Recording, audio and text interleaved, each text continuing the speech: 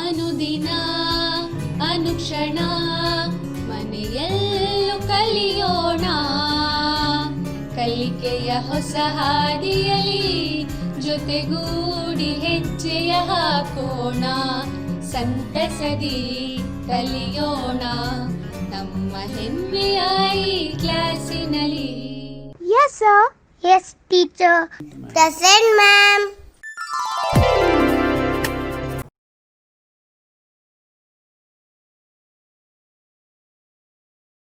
अज़ीज़ नाज़रीन, अस्सलामु अलैकुम वरहमतुल्लाहि वबरकातुहू। मैं मोहम्मद ज़ाकिर फिर एक मरतबा आपके सामने हाज़िर हुआ हूँ। आज का मेरा मौज़ू हज़रत मोहानी की एक बेहतरीन गज़ल है जो कि नवी जमात की दरसी किताब में दी गई है।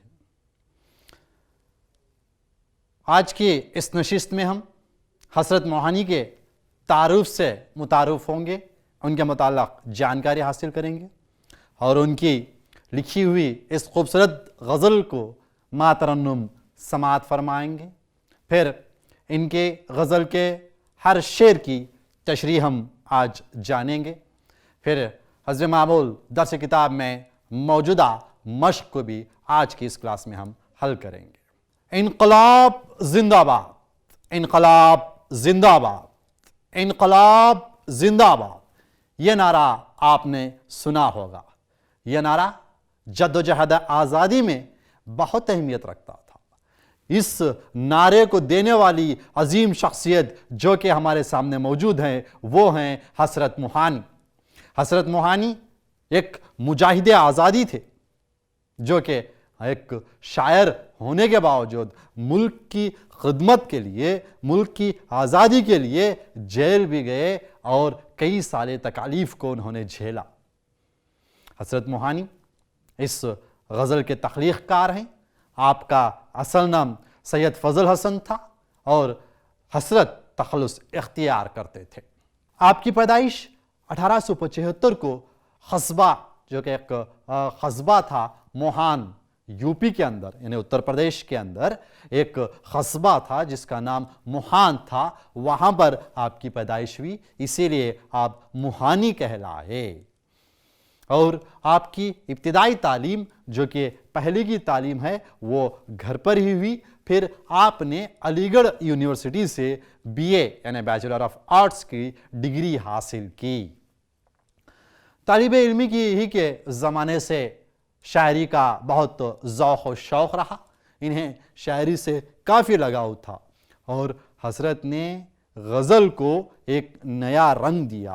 इनकी गज़लियात आप अगर आज की इस गज़ल को देखेंगे तो आपको पता चलेगा कि हज़रत ने गज़ल की दुनिया में एक नई रंग फूट दी, एक नई रूह फूंक दी। आपका नारा जिस तरह से मैंने कहा इनकलाब जिंदाबाद बहुत मशहूर हुआ। इस नारे से जैसे ही ये नारा कहते हैं हमारे दिल के अंदर एक आज़ादी का जज्बा आ जाता है, हमारे अंदर एक एहसास आ जाता है कि आज़ादी को हासिल करना चाहिए। उस दौर में, उस जद्दोजहद के दौर में, उस कश्मकश के दौर में जब ये नारा बुलंद हुआ होगा, इस नारे के पीछे कई सारे सैकड़ों की तादाद में लोग जा रहे थे। कोई हिंदू नहीं, कोई मुस्लिम नहीं, कोई सिख नहीं, कोई ईसाई नहीं, कोई मजहबी बैर नहीं, कोई इसके अंदर तफर्रुख नहीं, कोई अमीर नहीं, कोई गरीब नहीं। हर एक के दिल में सिर्फ एक तमन्ना थी, एक जद्दोजहद थी, एक जुस्तजू थी, वो थी आज़ादी। वो आज़ादी इस नारे से हमें मिलने वाली थी जो कि हमारे आज के शायर हज़रत मोहानी साहब ने दिया था। वो नारा था इनकलाब जिंदाबाद। जो इनकलाब था वो इनकलाब क्या था? वो इनकलाब आज़ादी का था। इस सिलसिले में, जंग आज़ादी के सिलसिले में कई बार आपको जेल भी जाना पड़ा। जिस तरह से मैंने बताया कई मुशक्क़तों का और कई तकलीफ़ों का सामना हज़रत मोहानी को इस दौर में करना पड़ा। इस एहसास के दौर में, इस तकलीफ़ के दौर में शायर ने अपने जज्बात को कलम की शक्ल में अल्फाज के तराजू से तोलकर इन गज़लियात के ज़रिए से हमारे सामने पेश किया है। इसके सामने इन शोरा की न सिर्फ अल्फाज हैं, न सिर्फ सियाही है, बल्कि इन शोरा का खून भी हमें इनके अंदर नज़र आता है, इनके कलिमात के अंदर हमें नज़र आता है। आइए अज़ीज़ तलबा, اس خوبصورت غزل کو ہمارے عزیز دوست افسر ملا کی آواز میں باترنم سماعت فرمائیں۔ معزز سامعین کرام، حسرت موہانی کی غزل مع ترنم سماعت فرمائیں۔ بھولاتا لاکھ ہوں لیکن برابر یاد آتے ہیں، بھولاتا لاکھ ہوں لیکن برابر یاد آتے ہیں، الہی ترک الفت پر وہ کیوں کر یاد آتے ہیں، بھولاتا لاکھ ہوں لیکن نہ چھیڑے ہم نشی کیفیت صحابہ کے افسانے، نہ چھیڑے ہم نشی کیفیت صحابہ کے افسانے، شراب بے خودی کے مجھ کو ساغر یاد آتے ہیں، شراب بے خودی کے مجھ کو ساغر یاد آتے ہیں، الہی ترک الفت پر وہ کیوں کر یاد آتے ہیں، بھولاتا لاکھ ہوں لیکن رہا کرتے ہیں قید ہوش میں وائے ناکامی، رہا کرتے ہیں قید ہوش میں وائے ناکامی، وہ دشت خود فراموشی کے چکر یاد آتے ہیں، وہ دشت خود فراموشی کے چکر یاد آتے ہیں، الہی ترک الفت پر وہ کیوں کر یاد آتے ہیں، بھولاتا لاکھ ہوں لیکن نہیں آتی تو یاد ان کی مہینوں تک نہیں آتی، نہیں آتی تو یاد ان کی مہینوں تک نہیں آتی، مگر جب یاد آتے ہیں تو اکثر یاد آتے ہیں، مگر جب یاد آتے ہیں تو اکثر یاد آتے ہیں، الہی ترک الفت پر وہ کیوں کر یاد آتے ہیں، بھولاتا لاکھ ہوں لیکن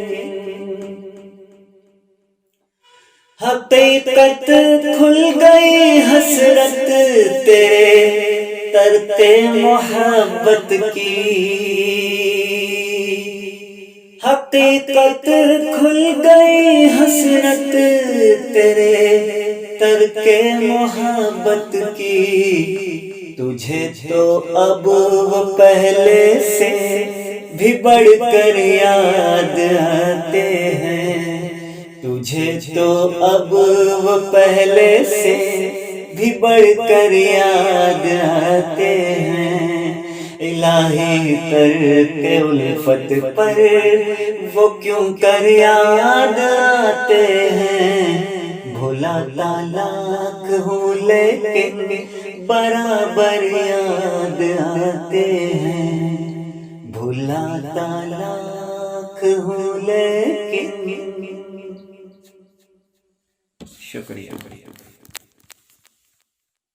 تو عزیز طلبہ، آپ نے اس غزل کو سماعت فرمایا ہوگا، جو کہ سننے میں ہی کافی سریلی اور مناخیز نظر آتی ہے، جس کا پہلا شعر पहले शेर के अंदर शायर हसरत मोहानी कह रहे हैं, भुलाता लाख हूं लेकिन बराबर याद आते हैं।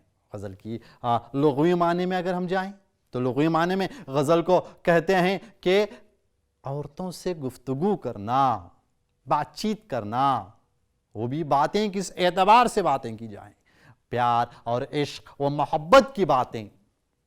यहाँ पर शायर एक रंजीदा, एक रंज, एक गम का तस्वीर हमें दिला रहे हैं। शायर कह रहे हैं, भुलाता लाख हूं लेकिन, मैं लाख मर्तबा कोशिश कर रहा हूं कि उसे भूल जाऊं, लेकिन वो बराबर याद आते हैं। जितना मैं भूलना चाहूं उतना ही वो याद आते हैं। या इलाही, ये क्या माजरा है, ये क्या उल्फत है, ये क्या मोहब्बत है कि मैंने मोहब्बत को तर्क कर दिया, मैंने मोहब्बत को छोड़ दिया, फिर भी वो मुझे क्यों कर याद आते हैं। अजीब कैफियत है। इस शेर में शायर हसरत मोहानी इरशाद फरमा रहे हैं कि वो अपने महबूब को भुलाने की बेइंतहा या लाखों कोशिशें कर रहे हैं, जा बजा कोशिश कर रहे हैं, लेकिन इनका महबूब उन्हें इतना ही याद आ रहा है, बराबर याद आ रहा है। फिर हसरत मोहानी कह रहे हैं, या परवरदिगार, इस मोहब्बत को छोड़ने के बावजूद, मैंने इस मोहब्बत को तर्क करने के बावजूद वो मुझे क्यों कर याद आ रहे हैं, क्यों कर इतना सता रहे हैं। पहला ही शेर मतले में ही कितनी खूबी है, दर्द का क्या एहसास है। शायर कितनी खूबसूरती से कह रहे हैं, मैं भुलाने की लाख कोशिश कर रहा हूं, लाखों कोशिशों करने के बावजूद मैं नाकाम हूं, मैं जितना भूलूं उतना वो मुझे याद आ रहे हैं। अगले शेर में शायर एक नशीले अंदाज में फरमा रहे हैं, न छेड़ ऐ हम नशी, न छेड़ ऐ हम नशी, कैफियत सहबा के अफसाने, शराबे बेखुदी के मुझको सागर नजर आया, शराबे बेखुदी को मुझको सागर याद आते हैं। ऐ हमनशी, शायर कह रहे हैं, ऐ मेरे साथियों, ऐ मेरे हमनशियों, मुझे ना छेड़ो, मुझे याद ना दिलाओ वो गुजरा हुआ दौर, वो गुजरे हुए कल, वो गुजरे हुए पल, गुजरा हुआ जमाना, मुझे याद ना दिलाओ, मेरे जज्बात से ना खेलो, मेरे जज्बात को ना छेड़ो, जिनमें मैं अपनी महबूब की नजर के शराब के अंदर, अपनी महबूब के नजर के प्यालों के अंदर शराब किसी बेखुदी में जो खो जाता था, वो दौर मुझे याद आता है। उन शराबों की, उन लज्जतों की याद मुझे आ जाती है।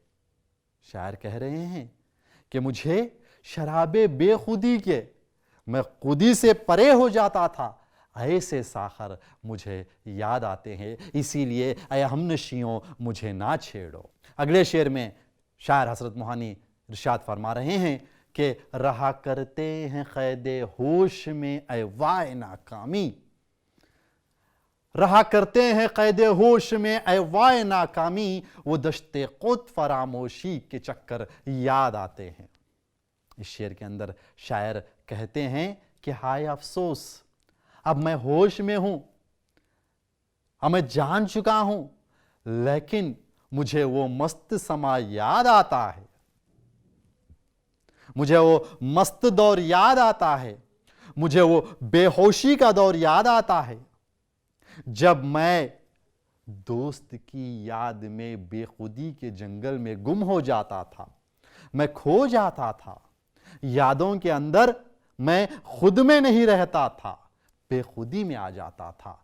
ऐसे चक्कर मुझे याद आते हैं, उन चक्करों में मैं रहा करता था, खुद को फरामोश कर देने वाले चक्कर, खुद को भुला देने वाले चक्कर मुझे याद आ जाते हैं जब मैं अपने दोस्त को याद करता हूं, उस समा को जब मैं याद करता हूं। तो एक बेहतरीन शेर शायर आगे कह रहे हैं, नहीं आती तो याद इनकी महीनों तक नहीं आती, नहीं आती तो याद उनकी महीनों तक नहीं आती, मगर जब याद आते हैं तो अक्सर याद आते हैं, मगर जब भी याद आते हैं तो बकसरत याद आते हैं। न याद करो तो याद नहीं आते, महीनों तक याद नहीं आते, मगर जब याद आते हैं तो कैफियत ऐसी होती है कि बकसरत से मेरे अंदर वो हावी हो जाते हैं। शायर हजरत मोहानी इस शेर के अंदर इरशाद फरमा रहे हैं कि अपने महबूब की याद की कैफियत इस तरह से है कि मेरा महबूब जब मुझे याद नहीं आता, जब उसका तस्वुर नहीं करता, तो कई महीनों तक उनकी याद नहीं आती, उस तरफ मुझे ख्याल नहीं जाता, मेरा दिल उस तरफ माइल नहीं होता। मगर जब याद आते हैं तो मेरी हालत ऐसी हो जाती है कि वो अक्सर याद आ जाते हैं। तो इतना याद आते हैं जिसकी कोई हद नहीं रहती।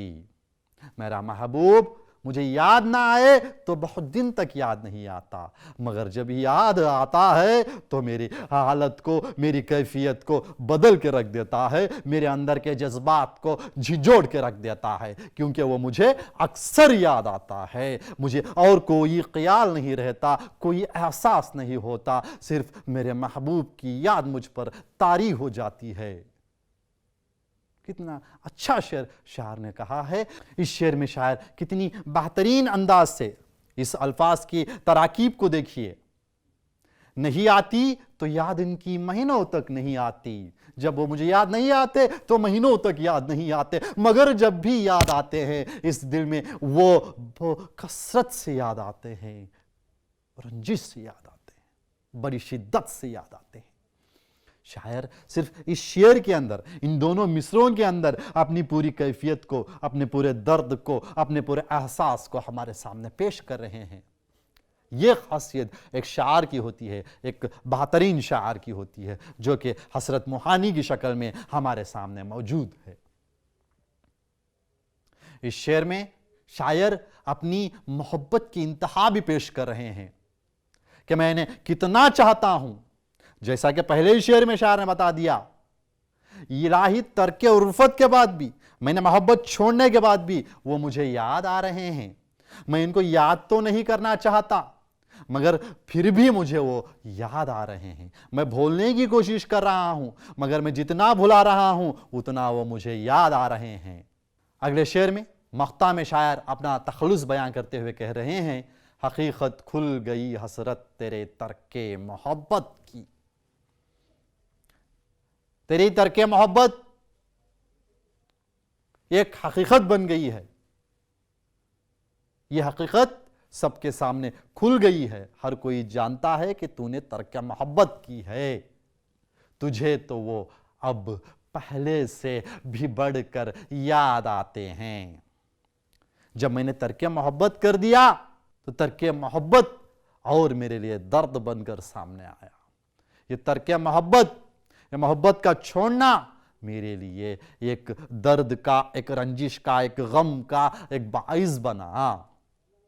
शायर कह रहे हैं कि ये एक हकीकत है, ये हकीकत सबके सामने खुल गई है, सबके सामने आ गई है, ये किसी के पास छुपी हुई नहीं है कि ये हकीकत है कि तूने तर्के मोहब्बत की है। तर्के मोहब्बत के बावजूद वो अब तुझे उस तर्के मोहब्बत की वजह से पहले से भी ज्यादा बढ़कर वो याद आ रहे हैं।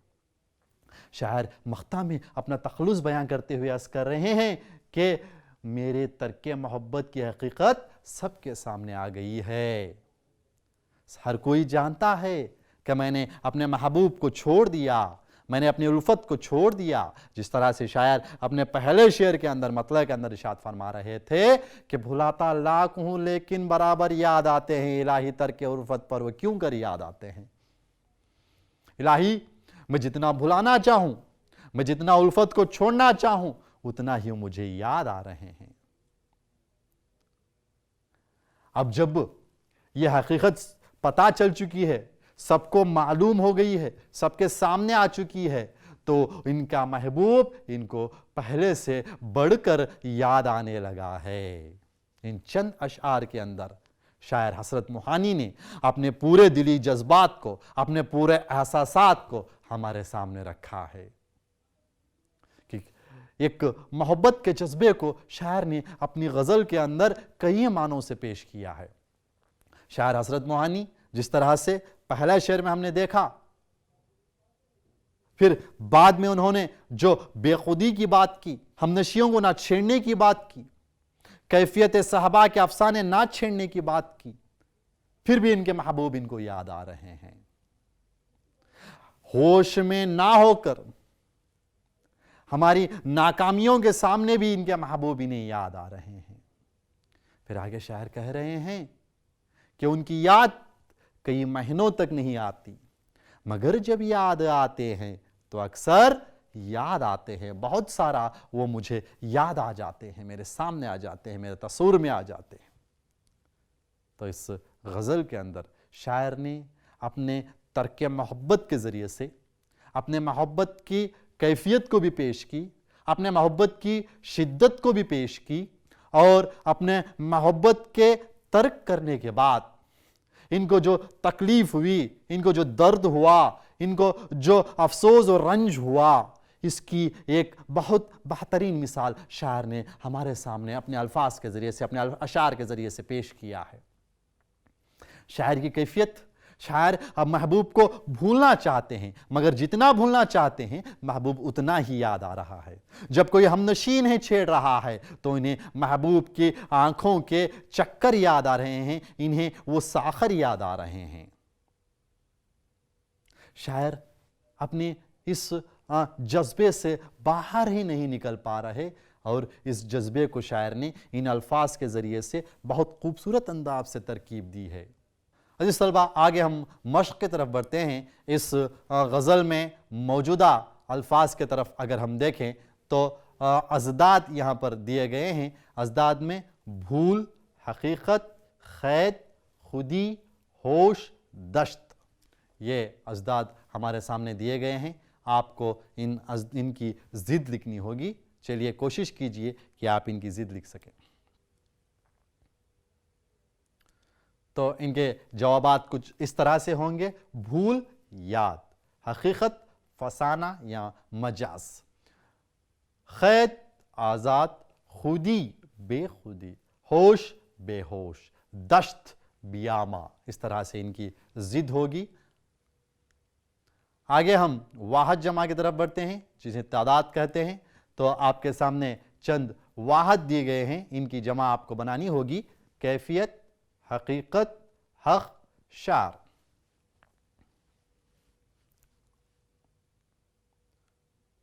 کوشش کیجئے، آپ نے بنایا ہوگا۔ تو واحد جمع ہم نے دیکھا جس میں کیفیت، کیفیات; حقیقت، حقائق; حق، حقوق; شاعر، شعراء، یہ ان کی جمع ہوگی۔ تو عزیز طلبہ، آج کی اس نشست میں ہم نے حضرت موہانی کا تعارف دیکھا، جس میں حضرت موہانی ایک بہت مجاہد شاعر ہمارے سامنے پیش تھے، جو کہ یو پی میں پیدا ہوئے تھے، اتر پردیش میں پیدا ہوئے تھے، اور ان کا ایک نعرہ ہمارے سامنے بلند تھا: انقلاب زندہ باد۔ اس نعرے کے ساتھ حضرت موہانی آئے ہوئے تھے۔ نہ صرف اس نعرے کو بلکہ آج کی اس غزل میں ہم نے حضرت موہانی کے تمام تر خصوصیات کو دیکھنے کی کوشش کی، جس میں حضرت موہانی نے اپنے محبوب کے ایک درد کو، ایک جدائی کو بہت اچھے انداز سے ہمارے سامنے پیش کیا ہے۔ غزل کو ہم نے ما ترنم سنا۔ اشعار کی تشریح میں ہم نے دیکھا کہ غزل کی خصوصیات تو ہم جانتے ہیں۔ غزل کے لغوی معنی عورتوں سے گفتگو کرنا ہے، جس میں عشق اور پیار و محبت کی بات چیت ہو۔ اس غزل کے اندر پہلے شعر سے لے کر آخری شعر تک بھی ہم نے دیکھا کہ حضرت موہانی نے اپنے ایک درد کے احساس کو، اپنی جدائی کے احساس کو، اپنے محبوب سے دور ہونے کے احساس کو کس طرح سے پیش کیا۔ جس طرح سے حضرت موہانی نے کہا کہ ایک بہت بہترین انداز سے حضرت موہانی نے ہمارے سامنے پیش کیا۔ اور اس کے ساتھ ساتھ ہم نے درسی کتاب کی مشق کو بھی آج کی اس نشست میں حل کیا، جس کے اندر درسی کتاب سے موجود ازداد، واحد جمع کو بھی آج کی اس نشست میں ہم نے حل کیا۔ عزیز طلبہ، اب باری ہے آپ کو گھریلو کام دینے کی، آپ کا پسندیدہ مرحلہ جس میں گھریلو کام ہوتا ہے۔ آج کے گھریلو کام میں ہم نے حضرت موہانی کے آپ کو تصانیف کی تصاویر اکٹھی کرنی ہوں گی یا فہرست بنانی ہوگی۔ عزیز طلبہ، آج کا گھریلو کام آپ کے سامنے پیش ہے۔ گھریلو کام میں سب سے پہلا سوال آپ کے لیے حضرت موہانی کی تصانیف کی فہرست تیار کیجئے۔ ایک ایسی فہرست بنائیے جس کے اندر حضرت موہانی کے تمام تر تصانیف کو لکھا جائے۔ آپ اپنے معلم کی مدد لے سکتے ہیں یا انٹرنیٹ میں اگر آپ سرچ کریں تو آپ کو حضرت موہانی کے تمام تر تصانیف مل جائیں گے۔ ان کو لکھیں، ان کی فہرست تیار کریں۔ اس غزل کے اشعار کی نثر بنائیے۔ جس طرح سے میں نے اس غزل کی تشریح کی آپ کو اسی طرح سے نثر بنانی ہوگی۔ مثال کے طور پر بھلاتا لاکھ ہوں لیکن برابر یاد آتے ہیں، ایک مصرع ہے جس کے اندر آپ کو اس مصرعے کو جملے میں تبدیل کرنا ہوگا۔ بھلاتا لاکھ ہوں لیکن برابر یاد آتے ہیں، یہ ایک مصرع بن گیا ہے۔ الہی ترک الفت پر وہ کیوں کر یاد آتے ہیں، یہ مصرعوں کو آپ کو جملے کی شکل میں لکھنا ہوگا، اسی کو ہم نثر کہتے ہیں۔ آپ کو اس غزل کے اشعار کی نثر بنانی ہوگی۔ آپ کے لیے اور ایک آخری سوال دیا گیا ہے، اس غزل کے کس شعر سے آپ متاثر ہوئے؟ آپ کے لیے ایک ذاتی سوال ہے کہ آپ نے اس غزل کے اشعار کو دیکھا، ان اشعار کے اندر آپ کس شعر سے بہت زیادہ متاثر ہوئے اور اس کی وجہ کیا ہے؟ آپ کیوں اس شعر سے متاثر ہوئے؟ آپ کو اس شعر کے اندر کیا خصوصیت نظر آئی جس کی وجہ سے آپ اس شعر سے متاثر ہوئے؟ اس بات کو آپ کو درج کرنی ہوگی۔ متاثر ہونا، آپ کو اس غزل کے اندر کون سا شعر بہت اچھا لگا، بہت خوبصورت لگا، جس سے سننے کے بعد آپ کے دل میں ایک احساس، ایک جذبہ پیدا ہو، ایسا شعر کون سا ہے اور یہ شعر کیوں آپ کو اس طرح متاثر کر رہا ہے؟ آپ کو وہ لکھنا اس سوال میں ہوگا۔ تینوں سوال آپ کے لیے بہت اہم ہیں۔ پہلا جو کہ تصانیف کی فہرست تیار کرنا ہے، دوسرا اس غزل کے تمام تر اشعار کو نثر کی شکل میں لکھنا ہے، پھر ہمارا آج کا آخری سوال جو ہے اس غزل کے کس شعر سے آپ متاثر ہوئے اور کیوں متاثر ہوئے، اس بات کو آپ کو درج کرنی ہوگی اور اپنے معلم کو دکھانی ہوگی۔ عزیز طلبہ، یہ ایک غزل بہت اچھی مثال ہے ہمارے سامنے کہ حضرت موہانی نے ہمارے سامنے غزل کے تمام تر خصوصیات کو پیش کیا ہے۔ غزل کے اندر مطلع کس طرح سے ہونا چاہیے، مقطع کس طرح سے ہونا چاہیے۔ مطلع یعنی پہلے شعر میں جو خصوصیات بتائے گئے ہیں، پہلے شعر میں اگر ہم قافیہ اور ہم ردیف پایا جائے تو حسن مطلع جسے ہم کہتے ہیں وہ بھی ہمیں اس غزل میں ملا۔ پھر بیت الغزل، غزل کا سب سے اچھا شعر جو بہترین شعر ہوتا ہے اسے بیت الغزل کہتے ہیں، وہ بھی ہمیں اس غزل میں ملا۔ اور اس کے غزل کے آخری شعر میں شاعر نے اپنے تخلص کو پیش کیا جو کہ مقطع کہلاتا ہے۔ مقطع میں شاعر اپنا تخلص پیش کرتا ہے، وہ بھی حضرت موہانی نے اس غزل کے اندر دکھا دیا۔ اس غزل میں بلا ترتیب ہمیں ہر دوسرے شعر میں، ثانوی شعر میں قافیہ اور ردیف کی پابندی نظر آئی جو کہ غزل کی ایک بہت اہم خصوصیت ہے۔ اس غزل کے ذریعے سے ہمیں غزل کی خصوصیات کا پتہ چل جاتا ہے۔ عزیز طلبہ، عزیز ناظرین، آج کی یہ نشست یہیں پر ختم ہوتی ہے۔